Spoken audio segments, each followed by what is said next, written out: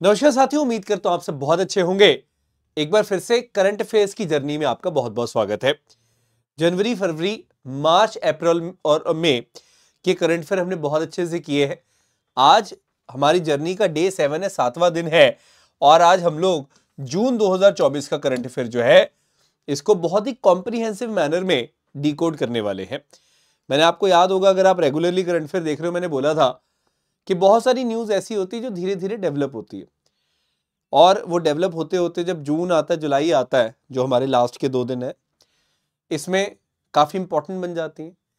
यही एक रीज़न है कि आप जून और जुलाई के अंदर देखोगे कि थोड़ा सा सेशन जो है वो ज़्यादा कॉम्प्रिहेंसिव हो जाएगा और एग्जाम पॉइंट ऑफ व्यू से बहुत इंपॉर्टेंट सेशन होने वाले हैं जून और जुलाई दोनों। सो इसकी पीडीएफ आपको पता ही है, आकाश नदीप जी के बूस्टर टेलीग्राम चैनल पे मिल जाएगी आपको। Don't worry about that. On top of that, एक चीज़ आप ज़रूर ध्यान रखिएगा कि इस सेशन को अपने मित्रों के बीच में, अपने फ्रेंड्स के बीच में शेयर करना ना भूलिएगा, सो दैट उनको भी इसका फायदा मिले। And do subscribe to the channel अगर आपने अभी तक नहीं सब्सक्राइब किया है तो। ठीक है, तो जून में बहुत इंपॉर्टेंट डेज भी है, जैसे इंटरनेशनल योगा डे, अंतर्राष्ट्रीय योग दिवस की हम बात करेंगे। बहुत सारी न्यूज आइटम्स हैं, देश विदेश की, इंटरनेशनल, स्पेस, वो सारी जो चीजें हम लोग यहाँ पे कवर करने वाले हैं इस करंट अफेयर में। स्टार्ट करने वाला हूं मैं 5 जून से। 5 जून को क्या होता है बेटे? विश्व पर्यावरण दिवस, यानी कि वर्ल्ड एनवायरनमेंट डे। तो हमने इस बार भी मनाया यूएन का वर्ल्ड एनवायरनमेंट डे। और इस बार ये जो डे मनाया हमने, ये आप ध्यान रखिएगा, थीम क्या थी, बड़ी इंटरेस्टिंग है। Land restoration, desertification and drought resilience, ये है इसकी थीम। तो ये कई बार क्वेश्चन डायरेक्टली आता है कि वर्ल्ड एनवायरनमेंट डे की रिसेंटली थीम क्या थी। ये थीम थी, पहली बात होगी। दूसरी बात है, इस बार के वर्ल्ड एनवायरनमेंट डे को किसने होस्ट किया? एक पर्टिकुलर कंट्री होती है जो होस्ट करती है। किंगडम ऑफ सऊदी अरेबिया बेटे, इन्होंने होस्ट किया। ये मैं आपको बताना चाहूंगा। देखो, ये एक लिस्ट है, इसमें आप 2024 का जब देखोगे तो रियाद, ये सऊदी अरेबिया ने होस्ट किया है ना। अगले साल वाला जो है वो रिपब्लिक ऑफ कोरिया करेगा होस्ट, आप देख सकते हैं। इंडिया ने भी होस्ट किया था 2018 में, इंडिया ने होस्ट किया था न्यू दिल्ली। उससे पहले भी 2011 में इंडिया ने होस्ट किया था। एनीवेज, सो मैं जस्ट बता रहा हूं कि अलग अलग कंट्रीज हर साल होस्ट करती हैं। तो ये क्वेश्चन भी आ सकता है कि 2024 का जो वर्ल्ड एनवायरनमेंट डे था उसकी होस्ट कंट्री का नाम बताओ। That was of course Saudi Arabia. Clear? UNEP के बारे में मैंने कई बार बताया हुआ है। हेडक्वार्टर्स नायरोबी में है, केन्या में है। 50-51 साल पुरानी ये बॉडी है। We have talked about that. Moving ahead, हम लोग बेटे बात करते हैं योग की, योगा की। 21 जून को हम लोग क्या करते हैं? इंटरनेशनल योगा डे मनाते हैं। हम नहीं, पूरी दुनिया मनाती है। इस बार बहुत इंटरेस्टिंग इसकी क्या थी? थीम थी। तो बस ये आप याद रख लेना कि थीम क्या थी। इस बार थीम थी yoga for self and society. ये आपको देखने को मिल रही होगी, बड़ी बड़ी यहां पर थीम लिखी हुई है, स्वयं और समाज के लिए योग, यानी कि yoga for self and society. ये यहां पे स्क्रीनशॉट ले सकते हो, वैसे तो पीडीएफ में सब मिल ही जाएगा, बट ये बहुत इंपॉर्टेंट है, वर्ल्ड एनवायरनमेंट डे और इंटरनेशनल योगा डे, बिकॉज यही वो दिन है जो बहुत ज्यादा प्रोमिनेंटली पूछे जाते हैं एग्जाम में। So we have to be very clear in this regards. यहां तक कोई डाउट हो तो बेटे प्लीज पूछ लीजिएगा। I think it's absolutely clear to you guys. Anyways, अब मैं बात कर रहा हूं काफी सारे पर्सनली न्यूज की। मैं बात करने वाला हूं इमैनुअल सोब्रियान के बारे में। ये डायरेक्टर जनरल बन चुकी हैं वोआ की। वोआ क्या है? World organisation for animal health.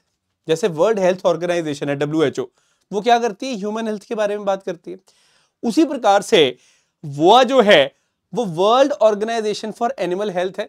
मैं आपको बताना चाहूंगा 2024 से 2029 तक इमैनुअल इस टर्म को संभालने वाली है। ये बहुत ही ज्यादा एक इंपॉर्टेंट टर्म है जो कि आपको यहां पर इसके बारे में पता होना चाहिए। Very basic point this is, but quite an important thing. अब बात आती है कि जी वोआ के हेडक्वार्टर्स कहां पे है? सिंपल सा क्वेश्चन हमारे दिमाग में आता है। तो जब मैं वोआ की बात करता हूं बेटे, इसके हेडक्वार्टर्स है पेरिस, फ्रांस में। और क्योंकि ये स्टैब्लिश हुई थी 1924 में, तो इसलिए इसके 100 साल पूरे हो चुके हैं, इसलिए भी ये बहुत इंपॉर्टेंट है। A century of improving animal health and welfare की बात होती है, तो ये याद रखना, पेरिस में इसके हेडक्वार्टर्स है। You never know, direct question अगर आता है एग्जाम में तो फंस सकता है बंदा अगर उसने नहीं पढ़ा तो। क्लियर है? आगे बढ़े। अब क्योंकि हम लोग जून की बात कर रहे हैं तो इलेक्शंस के बारे में बात करने बहुत ज़्यादा इंपॉर्टेंट है, इलेक्शंस के रिजल्ट वगैरह भी है। एनीवेज मैं बताना चाहूंगा वर्ल्ड रिकॉर्ड कायम हुआ इस बार। कितने इंडियन वोटर्स थे? 64 करोड़ से भी ज्यादा इंडियन वोटर थे। जी हाँ, 642 मिलियन इंडियन वोटर्स थे। ये बहुत बड़ी बात है। दूसरी बात आप याद रखेगा कि हमने देखा कितनी महिलाएं थी वोट देने आई। यहां पे लगभग 31 करोड़ से भी ज्यादा महिलाएं थी जो वोट देने आई। ये भी अपने आप में बहुत बड़ी बात है। तो एक रफ आइडिया आपको होना चाहिए कि हाँ ये दोनों वर्ल्ड रिकॉर्ड तो हैं। और हमने जनरल इलेक्शंस को क्या देखा, हमारे 7 फेज में हुए, मतलब पूरा अप्रैल मिड से स्टार्ट हो गए, मई से होते हुए जून में जाके खत्म हुए और 4 जून को काउंटिंग हुई। 4 जून को काउंटिंग हुई थी। अब ऑफ कोर्स ये डेट याद नहीं रखनी, लेकिन खास चीज जो है वो अब आ रही है, वोटर टर्नआउट। तो आप याद रखना ये जो 2024 के इलेक्शंस हुए हैं इसमें जो बेटे वोटर टर्नआउट है वो कितना रहा है? 65.79%। याद रखिएगा। बस एक स्टेटमेंट मैं आपको बताना चाहूंगा, ये बहुत इंपॉर्टेंट है, क्योंकि 2019 जो था उसमें वोटर टर्नआउट कितना था? उसमें बेहतर था, 67.4% था। तो मेरे कहने का मतलब है कि इस बार हम 2019 से डाउन गए हैं वोटर टर्नआउट में। ये बात याद रखना। एक सिंपल स्टेटमेंट आ जाती है एग्जाम में कि इस बार का वोटर टर्नआउट जो था वो कम था, ज्यादा था या क्या था। तो ये नंबर अगर आप याद कर लो तो ज्यादा अच्छा, 65.79% 2024 के पूरे लोकसभा पोल्स का वोटर टर्नआउट है बेटे। It's very much important. Got it? So ये काफी इंपॉर्टेंट डेटाज होते हैं। बाकी ये तो ऑब्वियस है कि भाई बीजेपी जो है उसको सबसे ज्यादा वोट्स मिली हैं। ओवरऑल भी अगर आप वोट शेयर देखते हो, बीजेपी है, उसके बाद कांग्रेस है। अब इसमें बहुत ज्यादा डिटेल में नहीं जाऊंगा। नेक्स्ट में बात करने वाला हूं मैक्सिको की। मैक्सिको ने बेटे क्लॉडिया शिनबॉम को अपनी पहली महिला प्रेसिडेंट के रूप में इलेक्ट किया है।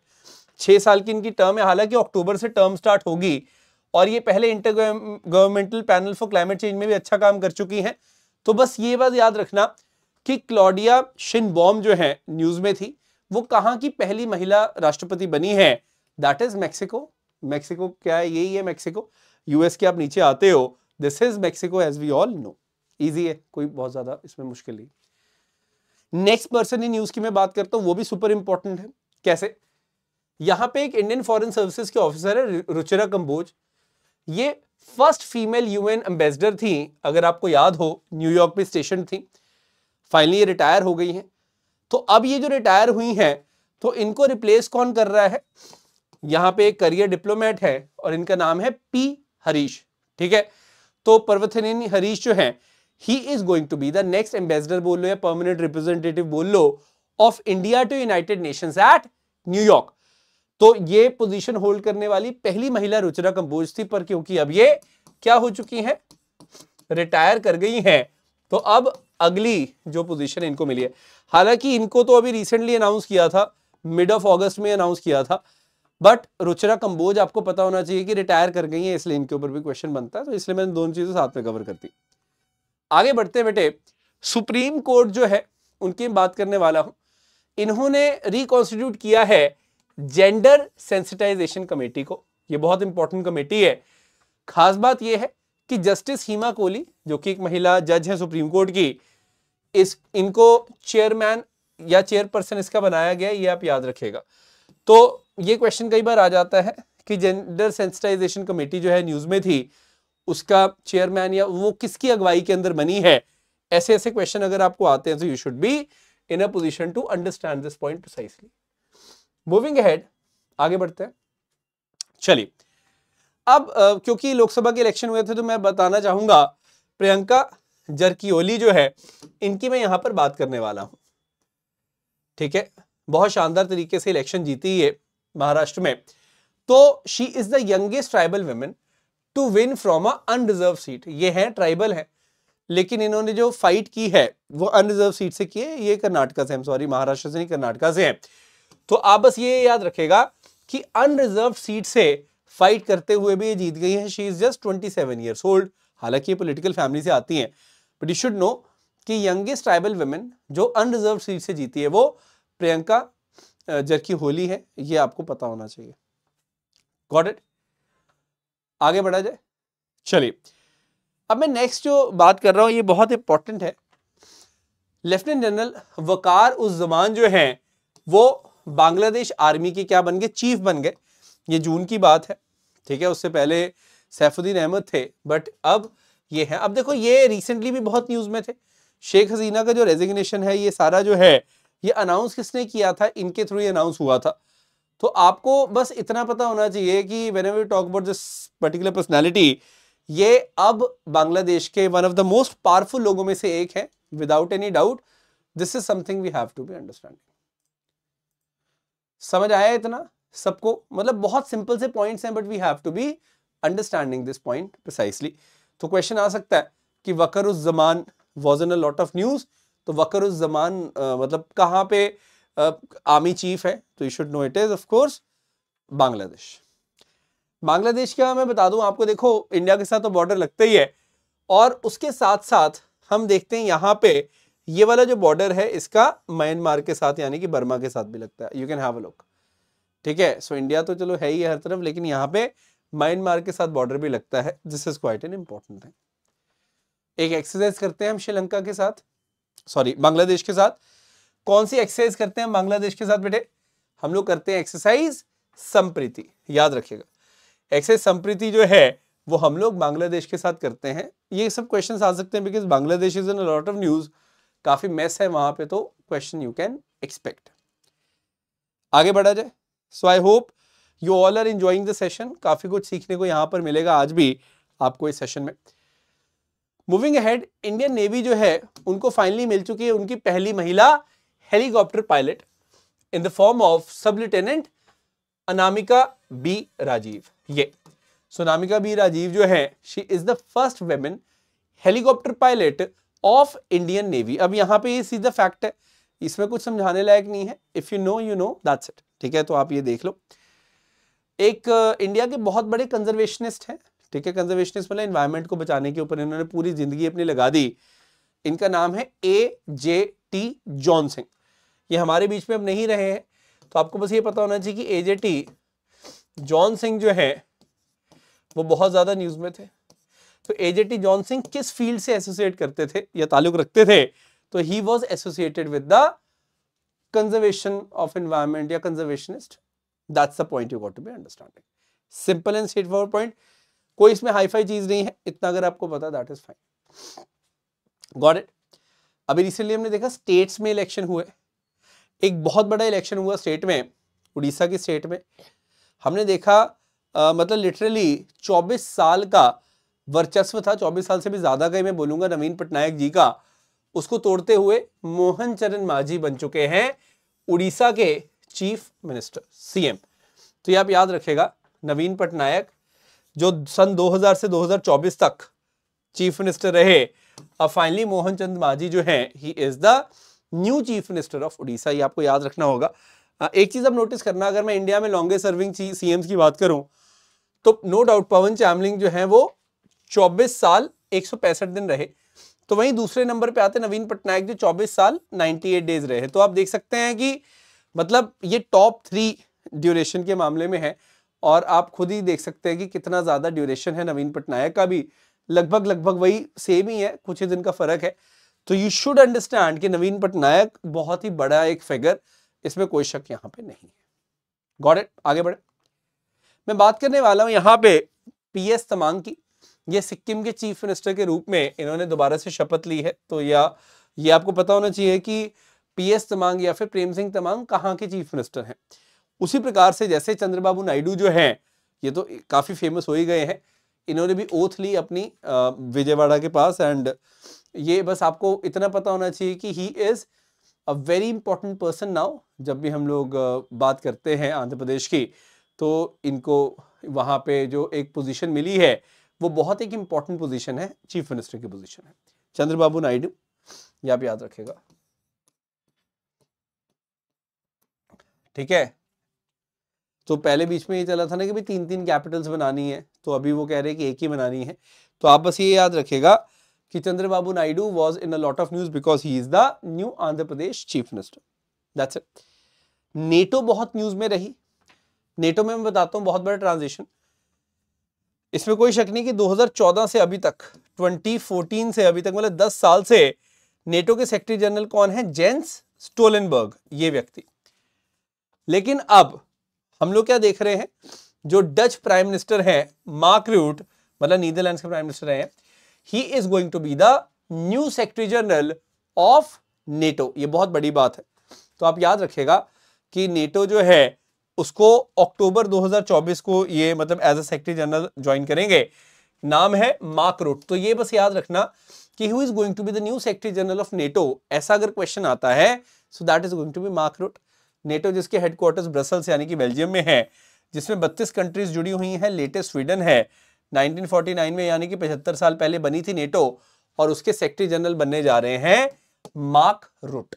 तो आई थिंक मैंने सारी चीजें आपको बता दी, दैट्स फाइन। मूविंग अहेड, आगे बढ़ते हैं। अब क्योंकि देखो यूक्रेन बहुत ज्यादा न्यूज में रहता है, तो यूक्रेन के आसपास वाली जो कंट्रीज है वो भी हमारे लिए इंपॉर्टेंट हो जाती हैं। तो मैं उसके बारे में थोड़ी सी चर्चा करनी चाहूंगा। जैसे ये पीटर पेलिग्रिनी जो है ये स्लोवाकिया के प्रेसिडेंट बने। तो स्लोवाकिया देखो कितनी इंपॉर्टेंट कंट्री है। इंपॉर्टेंट क्यों है? क्योंकि स्लोवाकिया की मैं जब बात करता हूं, यहाँ पे स्लोवाकिया की ईस्ट में क्या है, यूक्रेन है, यू ऑल नो दैट, ठीक है। तो आपको बस ये पता होना चाहिए कि स्लोवाकिया में भी पीटर पेलेग्रिनी जो है he is the new president of Slovakia. बाकी ये एरिया की जो बॉर्डर्स वगैरह वो मैंने आपको टाइम टू टाइम करवाए हुए हैं, तो उसमें आपको दिक्कत नहीं होगी। अगर आप रेगुलरली, जैसे आपने ज्योग्राफी की मैराथन भी देखी है और प्रचंड सीरीज आप पूरी देख रहे हैं, तो आपको इसमें कोई दिक्कत नहीं आएगी। मूविंग अहेड, ये बहुत इंपॉर्टेंट न्यूज है, मैं फिर से आपको बताना चाहूंगा रिपीटेडली, बाकी आपकी मर्जी है। It is a very important news. Why? Philemon Yang की मैं यहां पर बात कर रहा हूं। ये कहां से बिलोंग करते हैं? कैमरून यानी कि अफ्रीका। फिलेमोन यांग ये पहले कैमरून के प्राइम मिनिस्टर भी रह चुके हैं। एनीवेज, इंपॉर्टेंट क्या है? इंपॉर्टेंट ये है कि अब ये इलेक्ट हो चुके हैं as what? Now you got to understand, this is very important. United Nation की जनरल असेंबली होती है, उसके प्रेसिडेंट जो है, आने वाली जो जनरल असेंबली का जो सेशन होगा उसके लिए चूज हो चुके हैं। ये बहुत इंपॉर्टेंट है। 79th UNGA के सेशन की मैं बात कर रहा हूं। तो ये बात याद रख लेना कि ये कोई भी मतलब जो इलेक्ट होता है तो वो सितंबर में अपनी पोस्ट को होल्ड करेगा। तो सितंबर 2024 से यूनाइटेड नेशन जनरल असेंबली की जो प्रेसिडेंटशिप है वो किसको मिल चुकी है? फिलेमोन यांग को मिल चुकी है। बहुत बड़ी बात है। तो ये कहां पे है? कैमरून, यहां पे है कैमरून। छोटी सी कंट्री है, you know, western part of Africa की। ये आप देख सकते हैं, इसकी कैपिटल है याओंडे। तो फिलहाल UNGA का प्रेसिडेंट कौन है ये भी मैं आपको बता दूंगा। तो हम जब बात करते हैं, डेनिस फ्रांसिस जो त्रिनिदाद टोबैगो के हैं, ये 78th UNGA सेशन के you know he is the president. तो सितंबर 2023 से लेके सितंबर 2024 तक ये अपनी पोजीशन को होल्ड कर रहे हैं। इनकी कंट्रीज बहुत इंपॉर्टेंट होती है। जब भी कोई UNGA का प्रेसिडेंट बनेगा तो ये पूछ लेगा एग्जामिनर की कौन सी कंट्री से। जैसे ये प्रेजेंट वाले जो हैं ये कहां से है? त्रिनिदाद टोबैगो से हैं। उसी प्रकार से फिलेमोन यांग कहां से हैं? कैमरून से बिलोंग कर रहे हैं। तो इस तरह से आपने चीजों को देखना है। Got it? आगे बढ़े। अफ्रीका की एक और कंट्री बहुत न्यूज में थी, अनफॉर्चुनेटली मालावी के वाइस प्रेसिडेंट का निधन हो गया, प्लेन क्रैश हुआ इनका। तो इनके जो प्रेसिडेंट है दैट इज लजारुस चकवेरा। और आप ये एक चीज नोट करना, जो मालावी कंट्री है इसमें ही एक लेक है इसके पैरेलल, लेक मालावी, ये वाली। तो आप याद रखना, लेक मालावी को ही हम लोग एक और नाम से जानते हैं, दैट इज लेक न्यासा। तो बस ये आप याद रखेगा कि Lake Malawi and Lake Nyasa are both the same, मतलब इसमें कोई भी दिक्कत नहीं है, दे आर एब्सोल्युटली सेम। तो ये क्वेश्चन आ जाता है लेक न्यासा कहाँ पे है? तो अफ्रीका में है, ये आप याद रखेगा। और मालावी जो कंट्री है वो इस तरह से हम देखते हैं। आगे बढ़े। सिरिल रामाफोसा कहाँ के प्रेसिडेंट हैं? साउथ अफ्रीका के प्रेसिडेंट है। इसमें भी कुछ बताने लायक नहीं है, सबको पता ही है, क्योंकि ये कोई नए प्रेसिडेंट तो बने नहीं, री इलेक्ट हुए। हाँ, एक चीज बताने लायक है साउथ अफ्रीका में जो मैं आपको बताऊंगा। साउथ अफ्रीका में बेटे 3 कैपिटल्स हैं इनकी। एक तो है प्रिटोरिया, एक है ब्लॉमफोंटेन और एक है केप टाउन। देखो, अब प्रिटोरिया जो है वो एक एग्जीक्यूटिव कैपिटल है, केप टाउन जो है वो लेजिस्लेटिव कैपिटल है, मतलब यहाँ पे इनकी पार्लियामेंट होगी, और ब्लॉमफोंटेन जो है इनकी जुडिशियल कैपिटल है, मतलब यहाँ पे कोर्ट्स वगैरह, इनके सुप्रीम कोर्ट वगैरह होगा। तो ये आप ध्यान में रखिएगा कि 3 कैपिटल्स है साउथ अफ्रीका की, प्रिटोरिया, ब्लॉमफोंटेन और केप टाउन। ये मैंने यहाँ पे लिखा हुआ है, वेरी इंटरेस्टिंग दिस पॉइंट।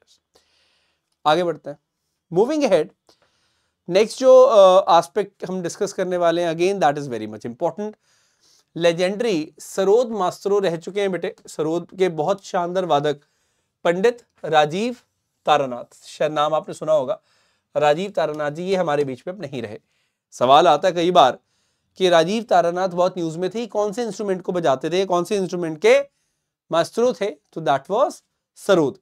जैसे सरोद के बारे में जब मैं बात करता हूं तो उस्ताद अमजद अली खान का भी नाम सामने आता है, तो आपको मतलब पता होना चाहिए कि अमजद अली खान साहब भी उसी के साथ एसोसिएट करते हैं।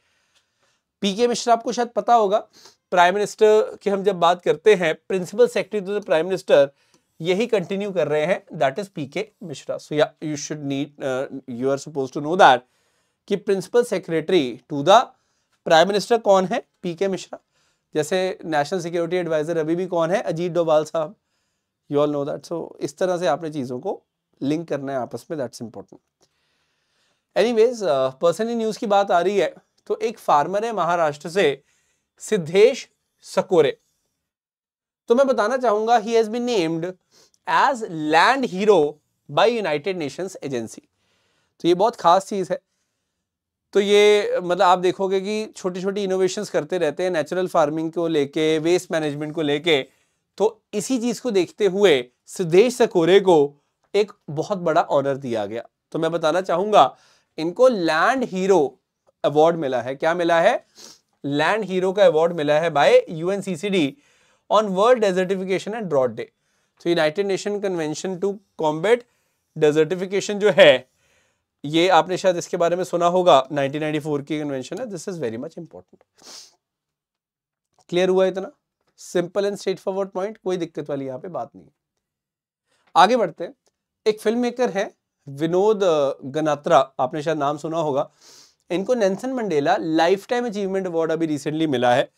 तो you should no this thing कि इनको बहुत शानदार ये जो अवार्ड मिला है। पहली बात तो ये जो फिल्म मेकर है खास क्यों है, क्योंकि चिल्ड्रन फिल्म मेकर है, बच्चों के लिए मूवीज बनाते हैं। तो उसी को देखते हुए साउथ अफ्रीका का जो prestigious Nelson Mandela life time achievement award है वो इनको मिला है। I think that would be fine अगर आपको ये पता हो। ठीक है, चलिए मूविंग अहेड। ईरान बहुत सुर्खियों में था, क्यों था? क्योंकि इब्राहिम राइसी जो है उनकी मृत्यु होगी हेलीकॉप्टर क्रैश में, बहुत दुखद था ये। उसके बाद मोहम्मद मुकबिर कुछ दिन के लिए वहां के प्रेसिडेंट रहे, ये मई की बात है। बट एनीवेज फाइनली हमने देखा है कि नए प्रेसिडेंट वहां पे आ चुके हैं। Masoud Pezeshkian is the new president of Iran. जो वहां पे सुप्रीम लीडर हैं वो तो खमेनी है ही हैं, और ऐसा माना जा रहा था कि ईरान के जो प्रेसिडेंशियल इलेक्शन होंगे उसमें खमेनी का ही कोई खास जीतेगा, जो कि हुआ भी। ठीक है, सो खमेनी के ही खास हैं जो जीते हैं। तो आपको बस नाम पता होना चाहिए, मसूद पेज़ेश्कियान। हालांकि जुलाई के करंट अफेयर में होना चाहिए था, बट क्योंकि मैं अब ये न्यूज़ डिस्कस कर रहा था तो मुझे लगा कि मैं बता ही दूं, तो ये आप ध्यान में रखिएगा। मैं तभी बोलता हूं कि सारे करंट अफेयर पढ़ो, ऐसा ना हो कि आप जून का पढ़ रहे हो जुलाई का छोड़ रहे हो, वो सब मत करो।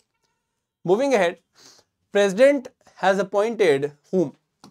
ये बहुत खास चीज है। प्रोटेम स्पीकर के जब हम बारे में बात करते हैं तो president has appointed Bhartruhari Mahtab, जो कि 7 टाइम्स मेंबर ऑफ पार्लियामेंट रह चुके हैं, as pro tem speaker of Lok Sabha. ये बहुत बड़ी बात है। प्रोटेम स्पीकर ऑफ लोकसभा के फॉर्म में यहाँ पे भर्तृहरि मेहताब जो है इनको अपॉइंट किया गया है। ठीक है, हालांकि ये बहुत लिमिटेड टाइम पीरियड के लिए होता है, 2-3 दिन की बात होती है। प्रोटेम स्पीकर का क्या होता है, इनको पहले ओथ लेनी होती है प्रेसिडेंट से, ओथ ले ली, उसके बाद प्रोटेम स्पीकर ही है जो बाकी सभी एमपीज को ओथ दिलवाएगा और स्पीकर का इलेक्शन करवाएगा। तो जब परमानेंट स्पीकर आ गए उसके बाद तो प्रोटेम स्पीकर की जरूरत ही नहीं है ना। तो टेम्परेरी पोस्ट है, लेकिन फिर भी ये क्वेश्चन आ जाता है कई बार कि कौन प्रोटेम स्पीकर बना, तो Bhartruhari Mahtab became the pro tem speaker. एक एक्सपीरियंस व्यक्ति को बनाना होता है। उसके बाद तो ओम बिरला दोबारा से री इलेक्ट होके परमानेंट स्पीकर बनी गए लोकसभा के, तो उसमें कोई बड़ी बात नहीं है। ठीक है, तो स्पीकर अभी कौन है? ओम बिरला। आगे बढ़ते। जेपी नड्डा जो है he has been appointed as the leader of house, पर किसका? राज्यसभा का, नॉट लोकसभा, राज्यसभा। ये आप याद रखिएगा। Why not Lok Sabha? क्योंकि लोकसभा का लीडर तो वही होगा जो प्राइम मिनिस्टर है ना।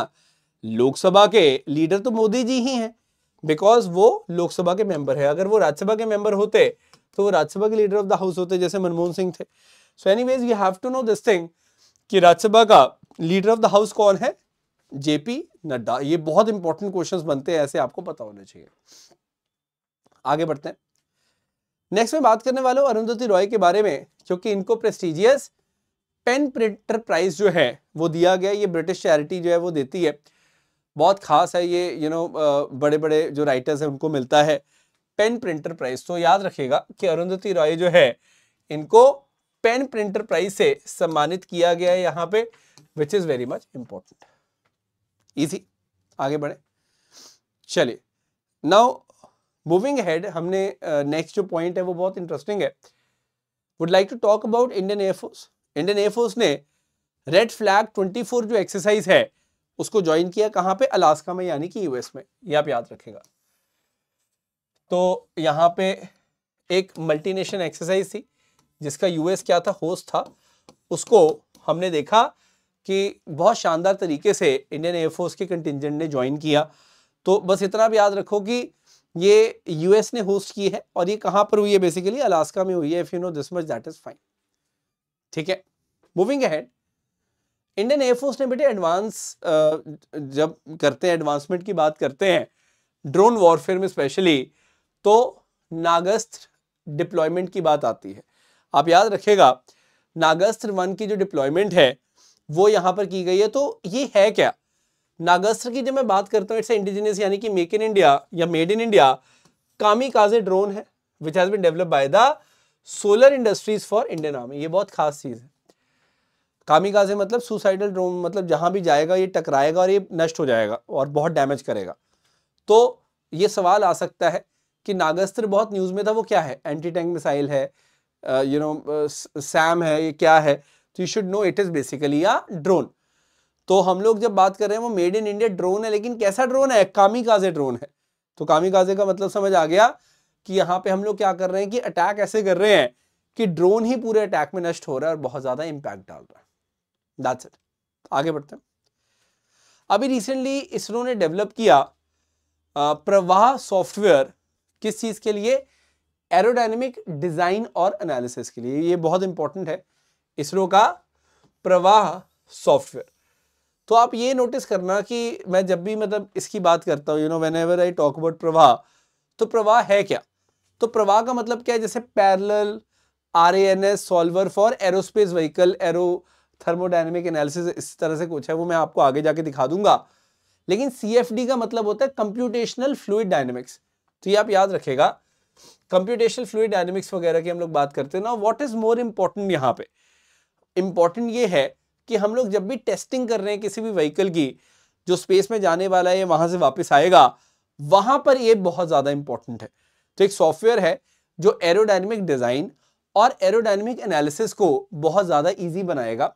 और विक्रम साराभाई स्पेस सेंटर जो है तिरुवनंतपुरम में, उसने बहुत अहम भूमिका निभाई है इसके अंदर। यहाँ फुल फॉर्म भी आपको दिख जाएगी प्रवाह की, आप यहाँ पे देख सकते हो। ठीक है, जो मैंने अभी अभी आपको बताई। तो ये बहुत इंपॉर्टेंट है क्योंकि इसको विक्रम साराभाई स्पेस सेंटर ने बनाया इंडिया के अंदर।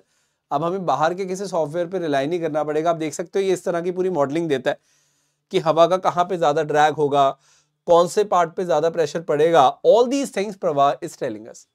तो प्रवाह बहुत खास है, कंप्यूटेशनल फ्लूइड डायनेमिक्स पे बेस्ड है। CFD की हम जो बात करते हैं, वी नीड टू अंडरस्टैंड। आगे बढ़े।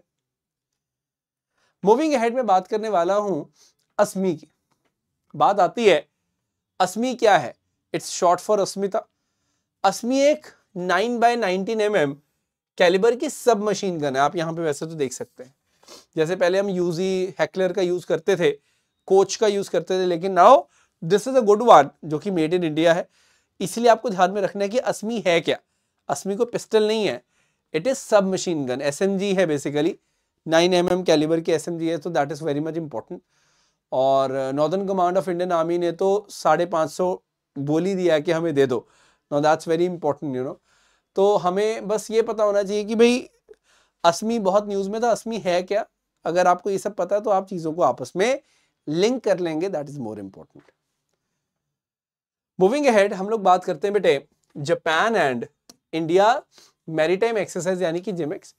ये स्टार्ट हुई जापान के अंदर ही स्टार्ट हुई। अब इसमें बहुत ज़्यादा याद रखने के लिए कुछ नहीं है, जिमेक्स नाम से बन रहा है, जे से जापान, आई से इंडिया, MEX मतलब मैरीटाइम एक्सरसाइज होगी, तो इसमें कुछ बहुत ज़्यादा दिमाग लगाना नहीं है। और इम्पॉर्टेंट यहाँ पर क्या है कि हम लोग देखते हैं जापान की ये जो कोस्ट है पूरी नॉर्थ पैसिफिक ओशन की, यहीं पे ये एरिया है योकोशुका का, which is very much important. तो बस ये आप ध्यान में रखिएगा कि मैरीटाइम एक्सरसाइज है और ये 8th एडिशन है, क्योंकि 2012 में ही ये एक्सरसाइज स्टार्ट हुई थी, जिमेक्स की मैं बात कर रहा हूँ, तो या we should keep it in our minds. समझ आ गया?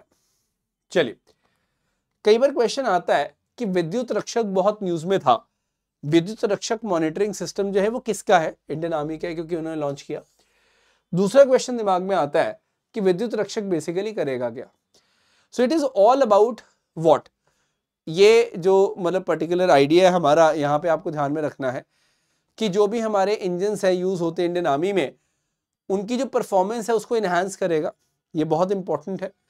और आप एक चीज यहाँ पर नोटिस करिएगा कि जो मतलब हम विद्युत रक्षक की बात कर रहे हैं, बेसिकली ये फॉल्ट फाइंडिंग में भी काम आता है, ये बाकी पैरामीटर्स को भी हाईलाइट करेगा।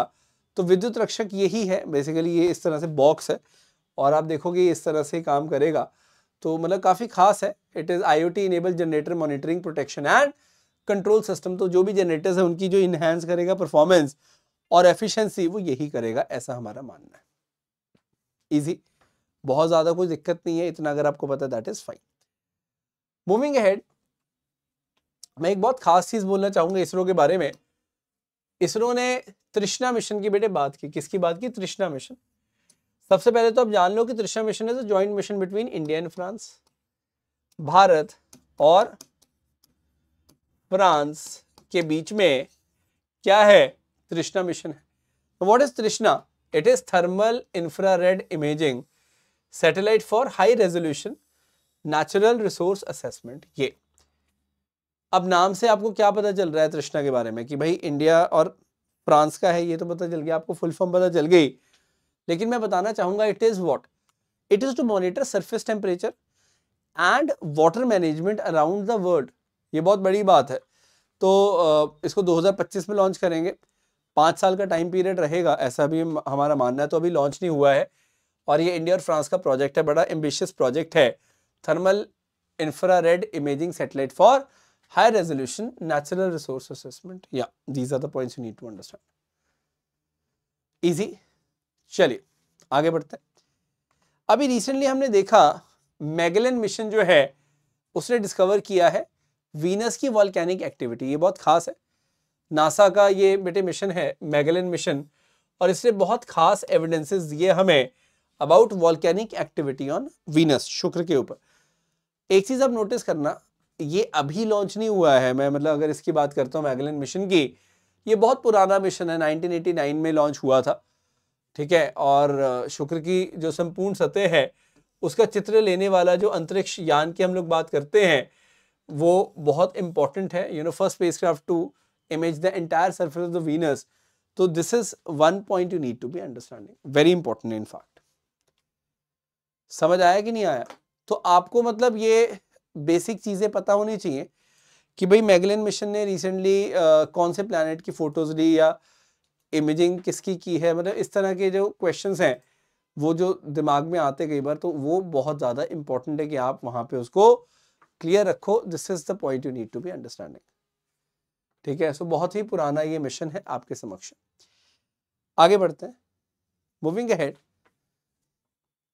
चलिए, मैगेलन मिशन हमने कर लिया है। अब यूएस ने बेटे टेस्ट फायर किया था किस चीज को? मिनटमैन 3 को।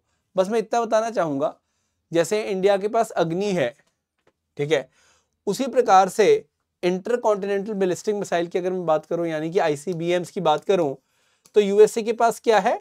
मिनटमैन 3। तो ये आप याद रखिएगा, मिनटमैन 1 भी यूज करते थे, 2 भी यूज करते थे, अब इसका वर्जन 3 आ चुका है 1970 ऑनवर्ड्स। तो बस इतना आप ध्यान में रखना कि मिनटमैन कौन सी कंट्री को बिलोंग करता है सिस्टम, ये यूएसए यानी कि अमेरिका को बिलोंग करता है। दूसरा जो क्वेश्चन आता है वो ये आता है कि मिनटमैन है क्या? इंटरकॉन्टिनेंटल बैलिस्टिक मिसाइल है। If you know this much you are good to go, ठीक है। अगर ये सब आपको आता है दैट इज फाइन। नेक्स्ट मैं इंडेक्स की बात करने वाला हूँ, बहुत इंपॉर्टेंट है ये भी। जो हम नेक्स्ट करने वाले हैं उसके क्वेश्चन के आने की चांसेस बहुत ज़्यादा हैं। So let's now move ahead. Okay, global gender gap report जो है 2024 की, इसको रिलीज किया गया किसके द्वारा? वर्ल्ड इकोनॉमिक फोरम के द्वारा। ये वर्ल्ड इकोनॉमिक फोरम ने रिलीज किया। सबसे बड़ा सवाल दिमाग में आता है, सर टॉप किसने किया? ठीक है जी, तो आइसलैंड एक कंट्री है जो क्या कर गई, इसमें टॉप कर गई, मतलब रैंक 1 ले गई। पहले भी ये लेके जाती थी कई साल से, फिर फिनलैंड, नॉर्वे वगैरह सब टॉप पे। बहुत बढ़िया। फिर बात आती है सर इंडिया का रैंक क्या है? इंडिया का रैंक है 129th, तो बहुत अच्छा रैंक नहीं है वैसे। 129वां रैंक है किसका? इंडिया का। अब आप बोलोगे सर सबसे खराब कंट्री कौन सी है?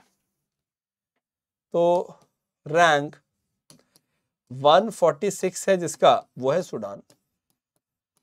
ये हालांकि सूडान तो कहते हैं अभी अभी इंडेक्स में लिया ही है, तो वैसे अगर आप देखो 145th रैंक किसकी है, वो है पाकिस्तान की। तो मतलब वर्स्ट कंट्रीज की मैं बात कर रहा हूँ। तो एनीवेज इंडिया का 129th रैंक है, आइसलैंड का टॉप रैंक है। किसने रिलीज की इसको? ये मैंने पूरा पर्सपेक्टिव में आपको दे दिया एक बार के लिए, ठीक है। So now it will be very easy for you to revise. बाकी ये आप देख सकते हो टॉप कंट्री। अब देखो टॉप कंट्रीज में ऐसा नहीं कि सब यूरोपियन कंट्रीज हैं, कई नॉन यूरोपियन कंट्रीज भी। अब जैसे नामीबिया ही ले लो, टॉप 8 में आ रही है, तो कितनी बड़ी बात है। निकरागुआ ले लो, 6th रैंक है। तो मतलब कुल मिला के मेरे कहने का मतलब है कि जरूरी नहीं कि यूरोपियन कंट्रीज या अमेरिका ही है। इंडिया का 129th रैंक है, यू कैन सी। हमारा कतार और फिजी के पास रैंक है, और लास्ट में वी हैव गॉट सूडान। इसमें क्या देखते हैं हम? Economic participation, education, health, political empowerment, ये सब चीजें देखते हैं, तभी जाके इस इंडेक्स को बनाया जाता है। इजी, आगे बढ़े। नेक्स्ट में जो बात करने वाला हूं that is again important. India ने बेटे क्या किया है? इंडिया ने 63rd रैंक लिया है। किसमें? अगेन ये वर्ल्ड इकोनॉमिक फोरम का ही इंडेक्स है, बट इंडेक्स है कौन सा? Global energy transition index. जी हाँ, इसका भी 14th एडिशन आया कि भाई कैसे आप फॉसल फ्यूल से अवे जा रहे हो, कैसे रिन्यूएबल एनर्जी की तरफ बढ़ रहे हो, यही सवाल होता है। तो इंडिया मतलब 63rd रैंक ले गया है, which is a great thing. ठीक है, हम टॉप 100 में है। तो मैं आपको बताना चाहूँगा कि इसमें कौन सी कंट्रीज है। जैसे स्वीडन है, that is the rank 1 country. Then आप बाकी कंट्रीज तो देख ही रहे हो। Then you got India, that is rank 63rd। ये आप देख सकते हैं। आउट ऑफ 120 कंट्रीज इंडिया का जो रैंक है ये आपके समक्ष है। हालांकि सबसे खराब कंट्री कौन सी इनके हिसाब से? Democratic Republic of Congo, that is 120th rank. तो ये मैंने आपको बताया था, ठीक है। तो 120वां रैंक किसका? कॉन्गो का। और टॉप रैंक किसका है? स्वीडन का। ये प्लीज कॉपी में नोट करते रहना, ऐसे आप भूल जाओगे अगर आप नोट नहीं करोगे तो। You have to keep properly noting them. एक और इंडेक्स पे चलते हैं बेटे। इंडिया 3rd रैंक पे आ गया है in global domestic airline market. ये बहुत बड़ी बात है कि हमारी डोमेस्टिक मार्केट ही बहुत है एयरलाइंस की। टॉप पे है US, then we have got China, then we have got India. पहले जापान होता था, अब नहीं है। तो टॉप 3 में आ गया है इंडिया पूरे विश्व में। यूएस, चाइना के बाद वी हैव गॉट इंडिया। इसमें बहुत बड़ा श्रेय हमारी लोकल एयरलाइंस को ऑफकोर्स जाता है। हम इंडिगो की बात करते हैं जिसके पास मार्केट शेयर बहुत ज़्यादा है, और भी हमारे पास छोटे छोटे एयरलाइंस है, तो we should be focusing on them as well. मैं नेक्स्ट बात करने वाला हूँ ग्लोबल पीस इंडेक्स 2024 की। Very important. सबसे पहला सवाल आता है जी, रिलीज कौन करता है? तो institute for economic and peace जो है वो इसको रिलीज करता है, ग्लोबल पीस इंडेक्स को। बहुत बढ़िया। फिर सवाल आता है कि ग्लोबल पीस इंडेक्स ने हमें क्या बताया? तो when we talk about the global peace index, तो आपको एक बेसिक आइडिया यहाँ पर होना चाहिए कि ये वैश्विक शांति सूचकांक जो है, इसमें आइसलैंड जो है वो टॉप कर गया। याद रखने का तरीका बहुत अच्छा है। आइसलैंड मतलब ठंडा है ये, है ना, तो पीस होगा यहाँ पे, ऐसे मतलब याद करने के लिए मैं बोल रहा हूँ। Now when we talk about India, तो इंडिया का आप देखोगे 116वां रैंक है बेटे। 116 रैंक है किसका? इंडिया का। एंड अगर आप देखते हो सबसे खराब कंट्री जो है वो यहाँ पे हो जाएगी येमेन। वर्स्ट या फिर लास्ट पे जो आ रही है दैट इज येमेन। ये आपने थोड़ा सा ध्यान में रखना है। क्लियर है जी? येमेन जो है यहाँ पे लास्ट में आ रही।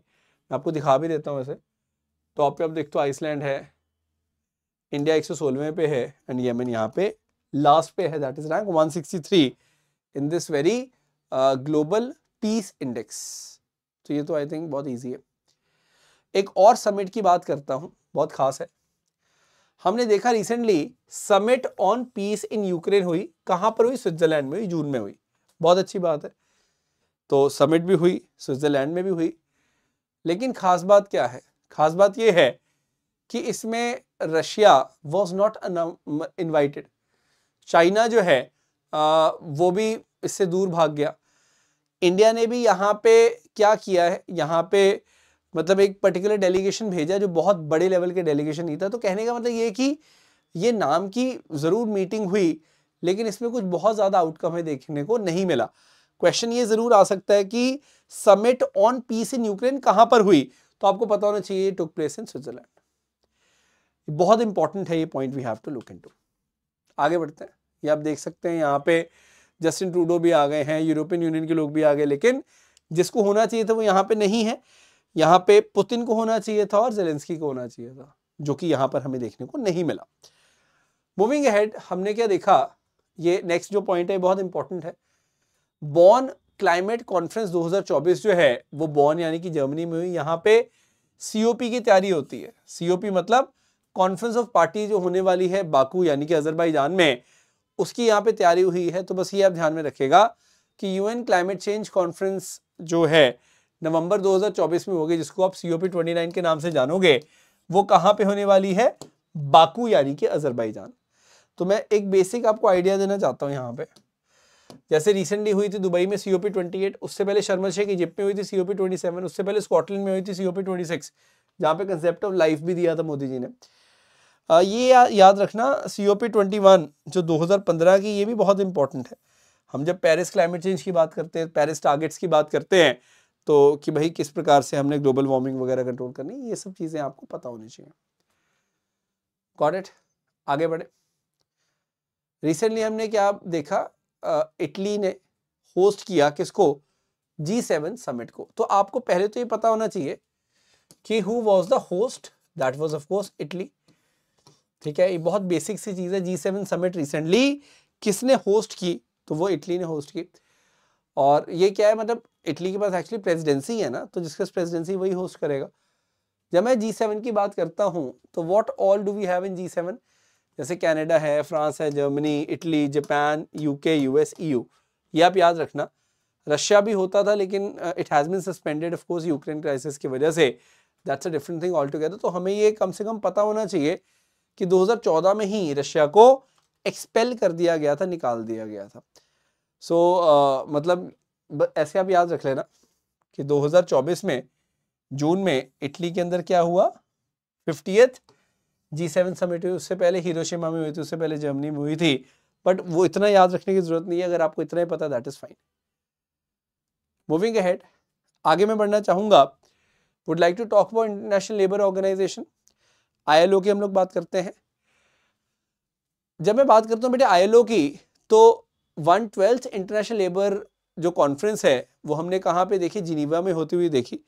और इसके जो डायरेक्टर जनरल है वो कौन है? गिलबर्ट हुंगबो। ये आप देख सकते हैं यहाँ पे। सो ILO वर्ल्ड वॉर 1 के बाद बन गई थी, जिनीवा में इसके हेडक्वार्टर्स हैं इंटरनेशनल लेबर ऑर्गेनाइजेशन के। बस इतना आप ध्यान में रखना कि कहाँ पर हुई है लेबर कॉन्फ्रेंस? तो it took place in Geneva, that's it. मतलब कुछ बहुत ज्यादा डिटेल में यहाँ पे नहीं करना। If you know this much you are absolutely good to go. अब ये मैंने ऑलरेडी वैसे कवर किया हुआ है निमहांस के बारे में कि भाई इसको Nelson Mandela award for health promotion मिला है ना। बहुत शानदार अवार्ड है ये, नो डाउट अबाउट दैट। हालांकि 2019 में ये अवार्ड को इंस्टीट्यूशनलाइज किया गया है। जो भी इंडिविजुअल इंस्टीट्यूशन है या गवर्नमेंटल बॉडी है जो भी हेल्थ प्रमोशन कर रही है उसको ये मिलता है WHO की तरफ से। और इसीलिए हमने क्या देखा है, निमहांस को ये मिला है, क्योंकि मेंटल हेल्थ पे काफी काम करता है निमहांस। Got it? आगे बढ़ा जाए। अदानी पोर्ट ने बेटे 30 साल की डील जो है उसको सिक्योर कर लिया है तंजानिया के पोर्ट टर्मिनल पे। ये बहुत इंपॉर्टेंट है। आप कभी देखेंगे यहाँ पे दार इस्लाम आता है, यहाँ पे पोर्ट है बहुत बड़ा। तंजानिया की कैपिटल तो दोदोमा है, लेकिन यहाँ पे एक बहुत बड़ा पोर्ट सिक्योर किया है, जो कि इंडिया के लिए बहुत बड़ी बात है। ये आप ध्यान में रखेगा। So yeah we need to celebrate this thing as well. ये चाइना का क्या है, साउथ पोल का पूरा एरिया है। हम मून की जब बात करते हैं बेटे, क्योंकि चाइना तो यहाँ पे अभी अभी आया है, will talk about that. So when you talk about the moon, तो आप देख सकते हैं कि ये पूरा का पूरा एरिया बहुत इंपॉर्टेंट है। तो हमने क्या देखा, चाइना का जो लूनर प्रोब है, it has return to earth with the world's first samples from far side of moon. ये फार साइड ऑफ मून है ये वाली।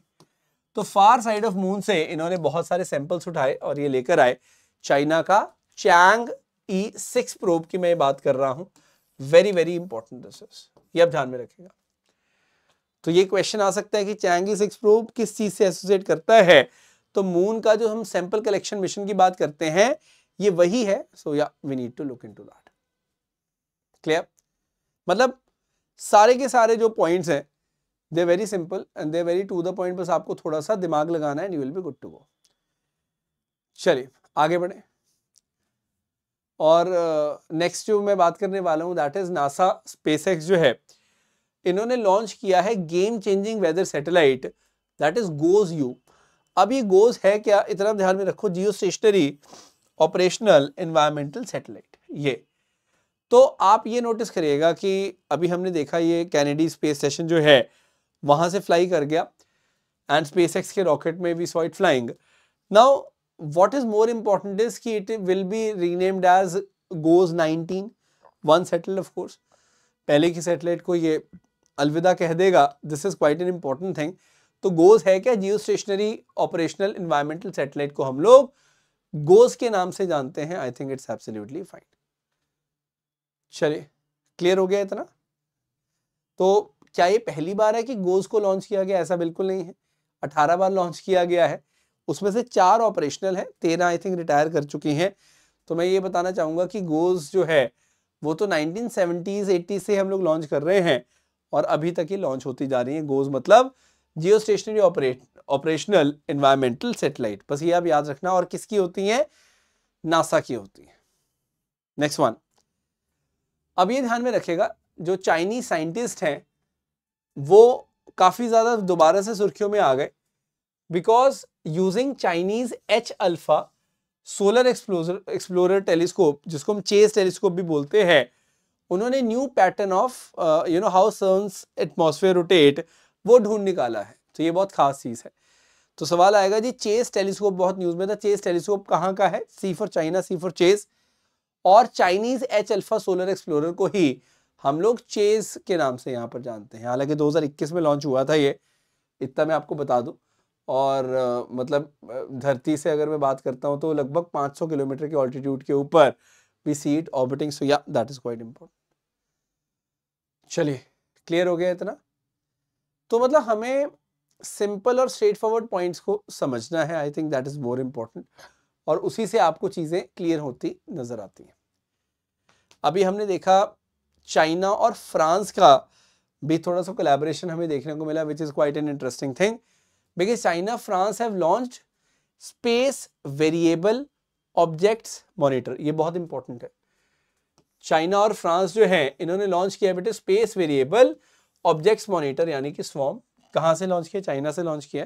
तो ये बताता है कि चाइना फ्रांस के साथ भी बहुत क्लोजली कोलैबोरेट करने का प्रयास कर रहा है। ये आपको पता होना चाहिए। क्योंकि हम स्पेस की बात कर रहे हैं तो मैं कासा की बात करना चाहूंगा। जैसे जापान की स्पेस बॉडी जाक्सा है, वैसे ही कोरिया ने भी अब एस्टेब्लिश कर ली है national space agency, that is KASA. तो ये क्वेश्चन आ सकता है कि रिसेंटली कासा न्यूज में था, कासा क्या है? ये कहाँ की स्पेस एजेंसी है? तो it's a space agency of south Korea. So it's very important. National space agency India की इसरो है, अमेरिका में नासा है, उसी प्रकार से यहाँ पे ये आप देख सकते हो। Very important news this is. Got it?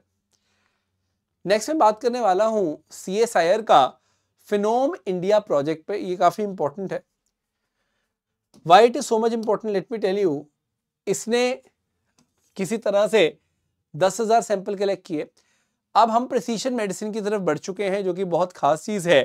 तो आप यह याद रखिएगा कि when I talk about the precision medicine, it is about developing India specific risk prediction, India specific model of cardio disease, diabetes, everything. तो कहने का मतलब है कि हम लोग अभी वेस्टर्न मॉडल्स पे डिपेंड करते हैं, लेकिन अब फिनोम इंडिया प्रोजेक्ट के तहत हम लोग इंडियन मॉडल्स पे डिपेंड करेंगे, तो इससे डायग्नोसिस और जो दवाई का असर है वो ज़्यादा होगा, ऐसा हमारा मानना है। तो फिनोम इंडिया प्रोजेक्ट किसका है? CSIR का है, ये आपको पता होना चाहिए। Simple point. आगे बढ़े। Moving ahead, would like to talk about Nvidia. Nvidia जो कि बहुत बड़ी कंपनी बन चुकी है, उसने Rubin artificial intelligence chip platform जो है उसको अनवील किया, सबके सामने रखा। एंड ये बहुत खास क्यों है? Will certainly talk about that. क्योंकि आप एक चीज बस नोटिस करिएगा कि मार्केट की जो डोमिनेंस है वो तो ये बनाना चाहता है, इसमें कोई शक नहीं है। और यही एक रीजन है कि ये कुछ ना कुछ नया लाते रहते हैं ताकि मार्केट में इनकी डोमिनेंस बनी रहे। अभी 30 साल पुरानी ये कंपनी है। व्हेन वी टॉक अबाउट 1993, वहां उस समय founder are Jensen Huang, Curtis Priem and Chris Malachowsky, मतलब they are the founders when we talk about anyways Nvidia के। तो एनवीडिया, आप ग्राफिक्स की बात करते हो, गेम्स की बात करते हो, वो इसका एक मोनोपोली सेगमेंट माना जाता है बहुत ज़्यादा। तो ये आप थोड़ा सा ध्यान में रखिएगा। क्लियर? तो देखो, मैं मतलब आपको जो भी चीज़ें करवा रहा हूँ यहाँ पे, they are not only important but exam में आपको डायरेक्टली ये सब आएंगी चीज़ें, तो हमें थोड़ा सा ध्यान से देखना है। एनीवेज, यूनाइटेड नेशंस ने डिक्लेयर किया 2025 as year of focus on quantum advancement. ये बहुत खास चीज़ है। जैसे पिछले साल हमने क्या देखा, ईयर ऑफ मिलेट्स था, उसी प्रकार से 2025 को, माइंड यू 2024 से 2025 की बात हो रही है यहाँ पे, तो 2025 को यहाँ पे ईयर ऑफ क्वांटम एडवांसमेंट का नाम दिया। तो यूनाइटेड नेशन जनरल असेंबली जो है उसने ऑफिशियली डिक्लेयर की है ये चीज़। ये बहुत खास है कि भाई international year of quantum science and technology होगा 2025। तो ये क्वेश्चन आपको आ सकता है कि कौन सा ईयर है जो इस तरह से हम देखते हैं। तो ये काफ़ी इंपॉर्टेंट है, बिकॉज आप कभी नोटिस करना कि 1925 की बात है, मतलब 2025 से 100 साल पहले अगर आप मतलब देखते हो तो we always talk about different research papers. उसमें से एक रिसर्च पेपर था हीजनबर्ग का, हीजनबर्ग्स अनसर्टेनिटी प्रिंसिपल। तो वो 1925 का था, इसलिए 2025 को ये सेलिब्रेट करना चाहते हैं as the year of quantum advancement. बस इतना ध्यान में रख। क्लियर है? आगे बढ़े। चलिए, now you got to understand one thing. हम लोग कई बार बात करते हैं IIT मद्रास की, तो IIT मद्रास और जो नासा की when we talk about the jet propulsion lab, they have been working together to study how bacteria are resistant to multiple drugs. लेकिन ये भी देखने के लिए कि ये इंटरनेशनल स्पेस स्टेशन में कैसे काम करते हैं या क्या चेंजेस आते हैं इसमें, तो हमने कौन सा बैक्टीरिया लिया, मतलब ये जो एंट्रोबैक्टर बुगानदेंसिस है, इसके ऊपर हमने यहाँ पर देखा है काम होते हुए। तो IIT मद्रास ने बहुत बड़ी भूमिका निभाई है इस प्रोजेक्ट में, ये आप थोड़ा सा ध्यान में रखेगा। ठीक है? सो बहुत ज़्यादा कुछ दिक्कत वाली बात नहीं है, if you know that is fine. चलिए आगे बढ़ते हैं। Let's now move ahead. अब नेक्स्ट जो when we talk about the current affair, ये काफ़ी खास है। I will tell you why. Now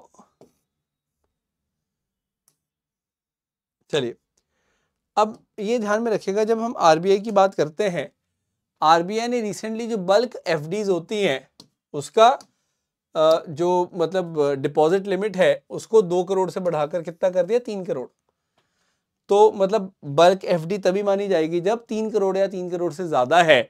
ये आप थोड़ा सा ध्यान में रखने वाला, इसी चीज़ को मैं बताने के लिए ये जो पर्टिकुलर पॉइंट है लिखा है उसको मैं एम्फेसाइज कर रहा हूँ, ताकि ऐसा ना हो कि आपने ऊपर से पढ़ा और आपको पूरी जानकारी इसके बारे में नहीं है। So that certainly gives you a problem.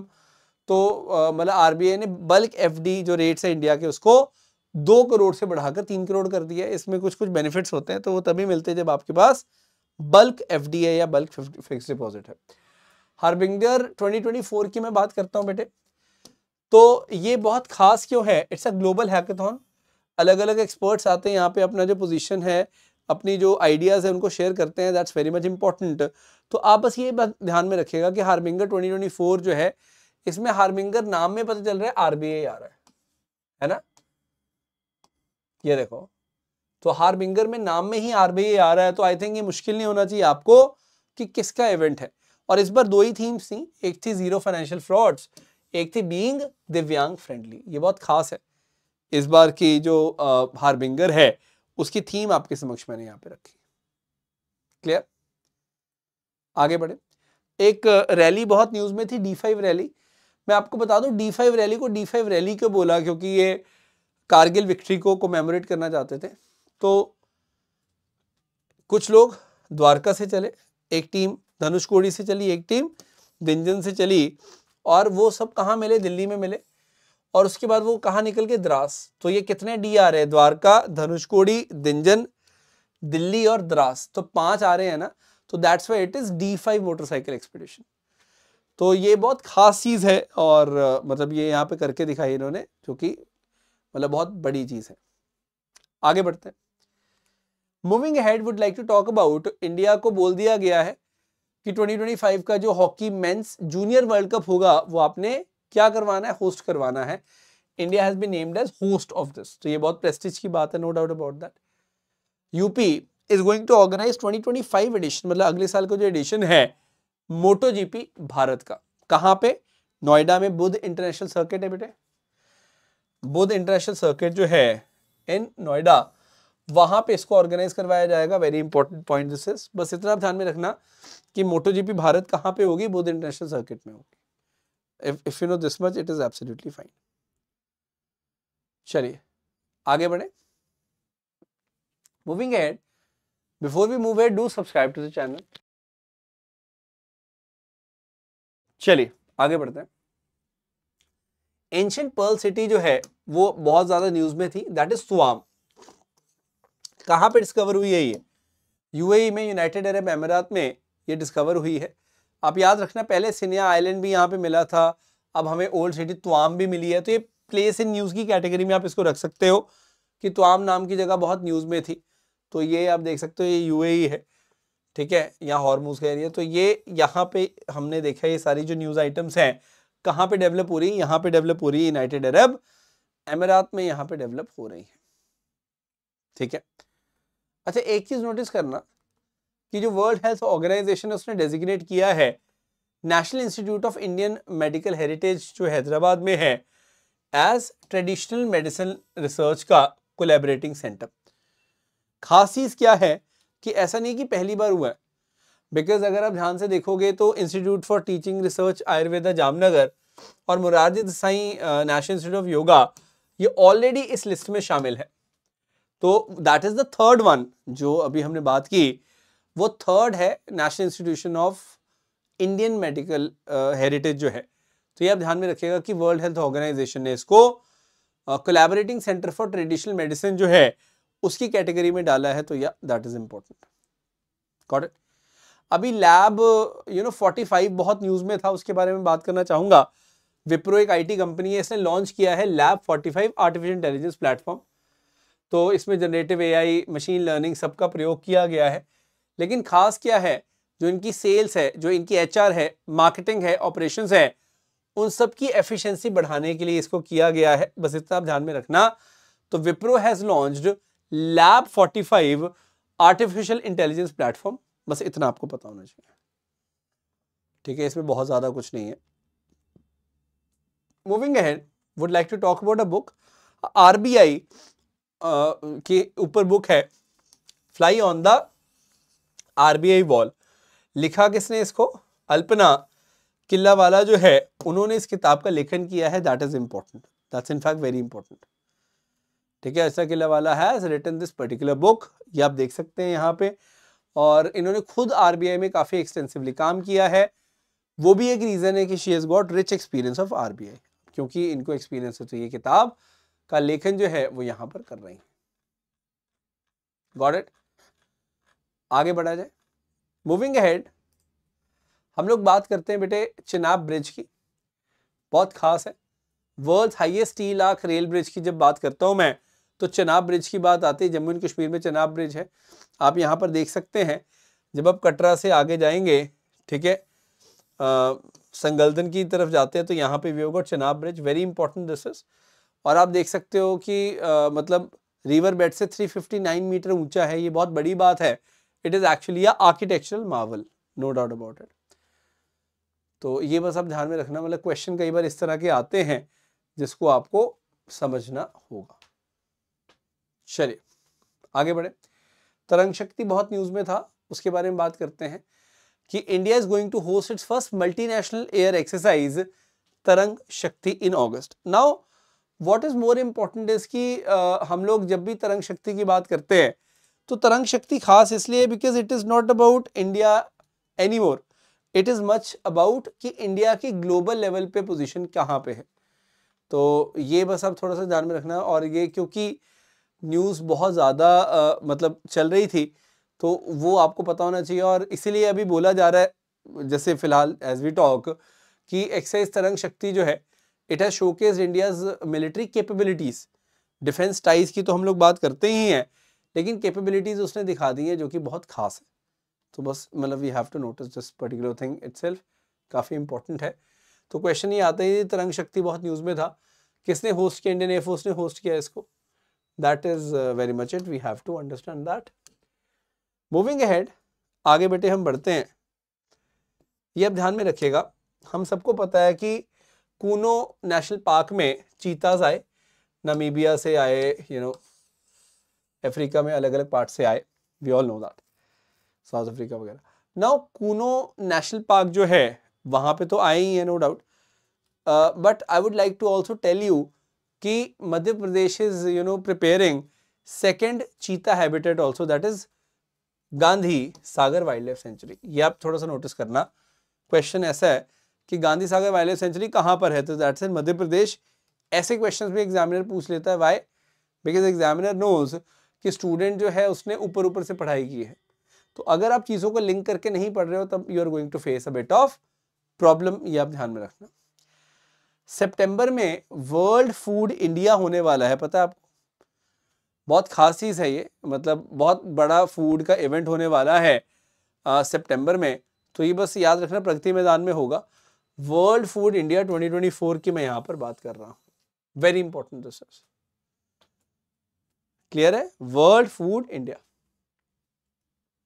Moving ahead, तो ये मतलब यहां पे अगर कोई भी डाउट है आपको तो प्लीज मुझे बताइएगा। चलो मूविंग अहेड, हमने क्या देखा, नीरज चोपड़ा जो कि भारत की शान है, अभी ओलंपिक्स में भी ये सिल्वर लाए, इन्होंने पार्टिसिपेट किया पावर नूर्मी गेम्स में, वहां बहुत बढ़िया प्रदर्शन किया।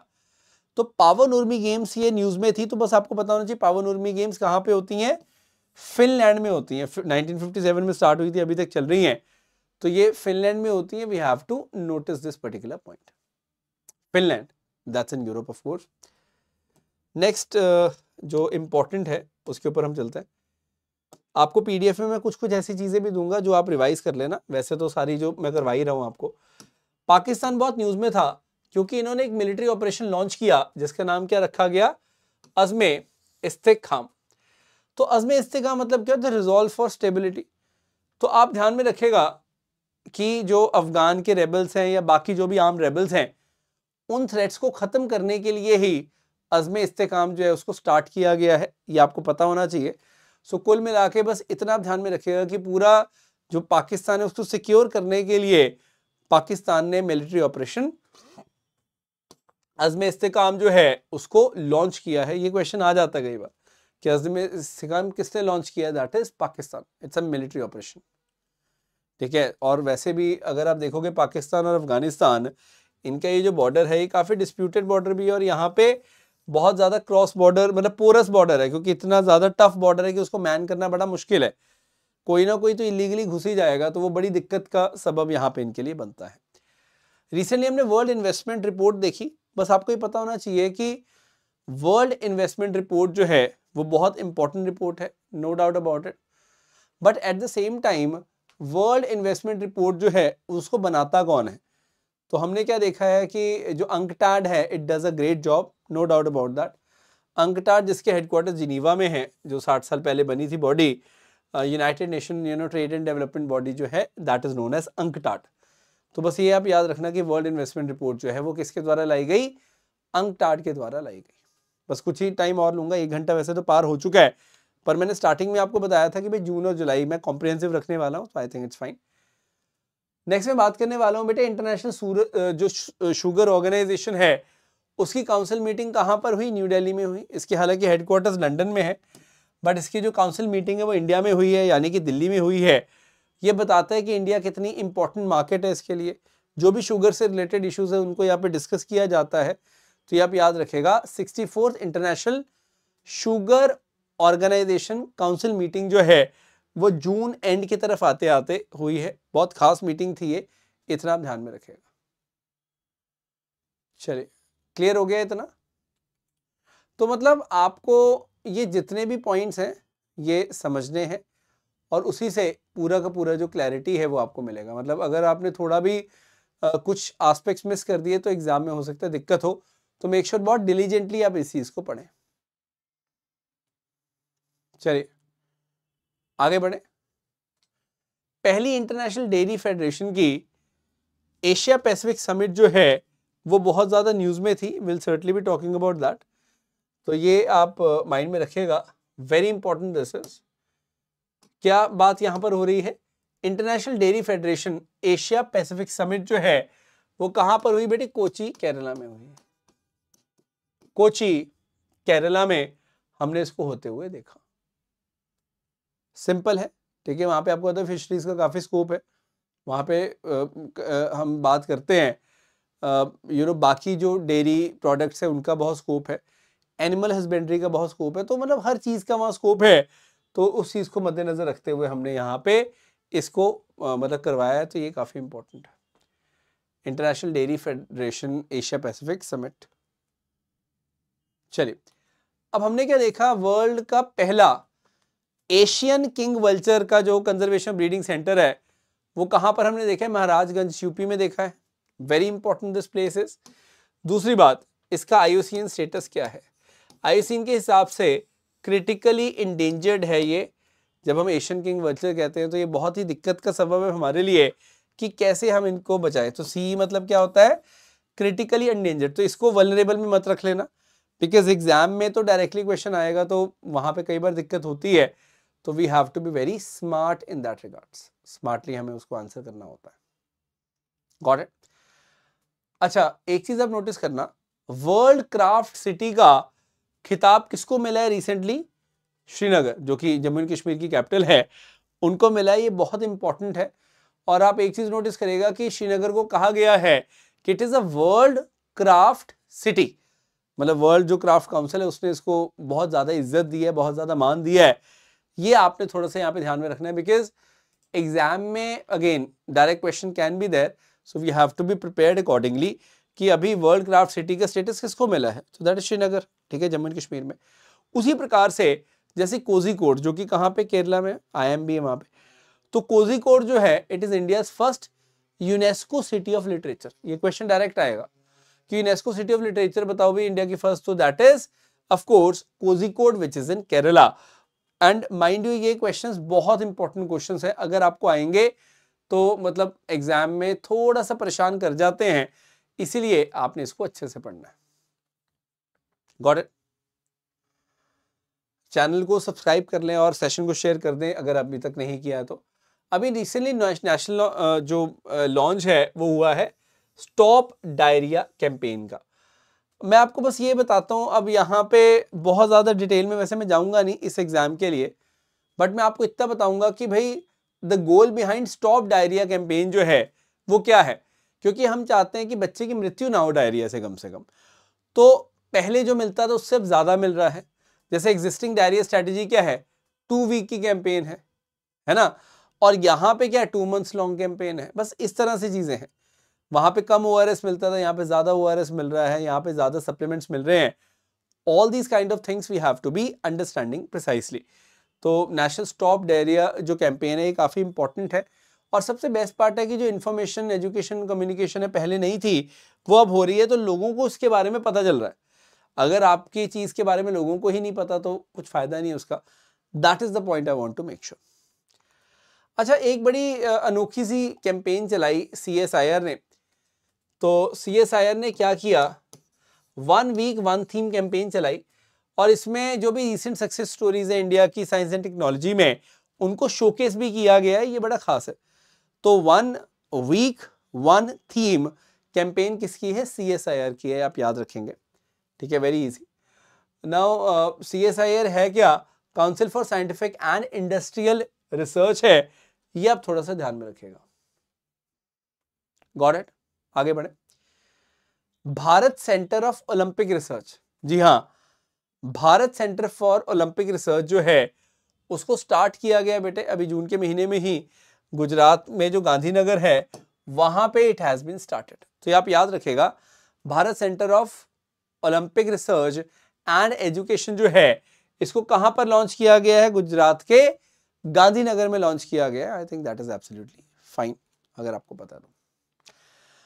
मूविंग अहेड, अब देखो मैंने स्पोर्ट्स के करंट अफेयर में कवर करवाया था वैसे, बट स्टिल मैं बता देता हूं कि स्मृति मंदाना जो है वो पहली इंडियन महिला बन गई है जिन्होंने 2 कंसेक्यूटिव सेंचुरीज मारी हैं ओडीआई में। वनडे इंटरनेशनल में इन्होंने 2 लगातार क्या मार दिए? शतक मार दिए हैं। 136 रन, 117 रन, देख सकते हैं आप, जून की बात है, बेंगलुरु का मैदान था, श्रीलंका साउथ अफ्रीका के खिलाफ इन्होंने बहुत शानदार तरीके से यहाँ पे रन मारे हैं। तो या that is quite an important thing, और पूरा का पूरा सेंचुरी मारी है तो ये और भी इंपॉर्टेंट है। उसी प्रकार से जैसे ना मेडी गेम्स होती हैं, अभी रिसेंटली सेंट ट्रॉपिस यानी कि फ्रांस में हुई, तो ये नोटिस करना कि ये पूरी दुनिया के जो डॉक्टर्स हैं जो इस फील्ड के से एसोसिएट करते हैं उनके लिए ही बनी है। तो इंडिया से इंडियन आर्मी की जो मेडिकल कोर है उसके जो जाबाज डॉक्टर है उन्होंने पार्टिसिपेट किया और बहुत शानदार तरीके से यहाँ पे मेडल भी जीते हैं, ये आप ध्यान में रखेगा। तो yeah this is one point we have to understand कि किस प्रकार से जो मेडी गेम्स हैं उसमें भारत ने बहुत उम्दा प्रदर्शन किया। क्लियर है? चलिए आगे बढ़ते हैं। नेक्स्ट बस मैं बताना चाहूंगा आपको, मेंस T20 वर्ल्ड कप हुआ, ये कहां पर हुआ? होस्ट थे वेस्ट इंडीज और यूएस। हमें पता है पिचेस बड़ी अजीब थी। एनीवेज, चैंपियनशिप को जीता किसने है? इंडिया ने जीता है। तो ये इंडिया का क्या है? इंडिया का ये सेकंड टाइटल है, वी ऑल नो दैट। तो मेंस वर्ल्ड कप जीतना बहुत बड़ी बात है, मेंस T20 वर्ल्ड कप जीतना बहुत बड़ी बात है। तो बस ये आप याद रखिएगा कि T20 का मेंस वर्ल्ड कप जो है वो इंडिया ने अपने नाम कर लिया है। This is very much important. वैसे तो जो भी ये देख रहे हैं सेशन उस सबको पता ही है ये बात, but still in case you don't know let me tell you. ठीक है जी, तो ये काफी इंपॉर्टेंट है, we need to understand. And again mind you कि चैंपियन कौन है? इंडिया है, ये आपने ध्यान में यहाँ पे रखना है। अभी यूईएफए चैंपियनशिप हुई, वहां पे कौन जीता? ये बहुत इंटरेस्टिंग है। वैसे रियल मैड्रिड यहाँ जीता, तो करंट चैंपियन तो रियल मैड्रिड बना ही है, साथ ही साथ मोस्ट सक्सेसफुल टीम भी रियल मैड्रिड है 15 टाइटल्स के साथ। तो union of European football association जो है वो बेसिकली इसको ऑर्गेनाइज करती है। Very important this point is, got it? चलिए नाउ हमने 1 घंटे 12 मिनट ही लिए, ज्यादा टाइम वैसे लिया नहीं है। आपको कोई भी डाउट होता है अगर, तो you can surely WhatsApp on this number 7303525142। बाकी तो आपको पीडीएफ पता ही, आकाश देव जीके बूस्टर जो है आपने ज्वाइन कर ही लिया होगा, नहीं किया तो आप सर्च कर ले, आराम से आपको सर्च में मिल जाएगा। तो वहां पे जाके you can seriously go with this particular thing, PDF वगैरह आप कर सकते हैं, और वो बहुत ज़्यादा इंपॉर्टेंट है आप सबके लिए, ताकि आप रेगुलरली पीडीएफ के माध्यम से ज़रूर रिविजन करें। बिकॉज मुझे ऐसा लगता है कि मतलब आपके पास एक बार नोट्स आ जाते हैं, आप वीडियो देख लेते हो, उसके बाद पीडीएफ से आप रिवाइज कर सकते हो, लेकिन अगर सीधे आपने पीडीएफ खोली तो आप ज़्यादा कंफ्यूज हो गए। इसलिए मैं बोलूँगा आप लेक्चर लेके बैठो, साथ में पीडीएफ खोलो, दैट इज ऑल्सो फाइन, और लेक्चर के बाद भी पीडीएफ खोलोगे तब भी कोई दिक्कत नहीं है। So but do watch the lecture, that is important. This is what I wanted to convey. So that's it from my side. It was a great session. I hope that's it, and have a great day. Jai Hind, Jai Bharat.